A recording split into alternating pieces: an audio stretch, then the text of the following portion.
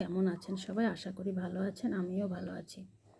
ঢ দিয়ে শুরু হয় এমন ঢ ব্যঞ্জন বর্ণ দিয়ে শুরু হয় এমন শব্দ: ঢয়ে আকার ক ঢাক, ঢয়ে আকার, কয়ে আকার, ঢাকা।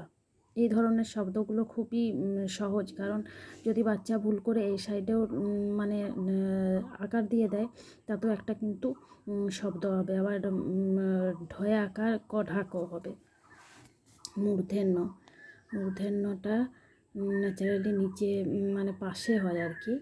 মূর্ধন্য হ রয় হস্য ইকারে রি, মূর্ধন্য হরিণ। তো তয়ে হবে তয়ে আকার ল তাল। এরপর তয়ে আকার লয়ে আকার তালা। দুটোই কিন্তু অর্থবহ শব্দ হলো। এই জন্য আমি বাছাই করে কয়েকটা শব্দ নিয়ে আসি যেগুলো খুব অর্থবহ হয়। আমি আগের ভিডিওতেও যে ভিডিও করে দেখিয়েছিলাম, অর্থবহ হয়ে যাবে এমন কোনো শব্দ। বাচ্চা যদি ভুল করে এখানে তা তয়ে আকারে তা, এখানেও যদি লয়ে আকারে লা করে দেয় তাহলে একটা শব্দ হয়ে যাবে। যদি আকার নাও দেয়, তল ও তলও একটা শব্দ হয়।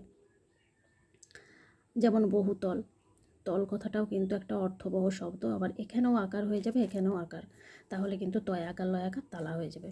ভিডিওটি যদি ভালো লাগে অবশ্যই একটি লাইক করবেন।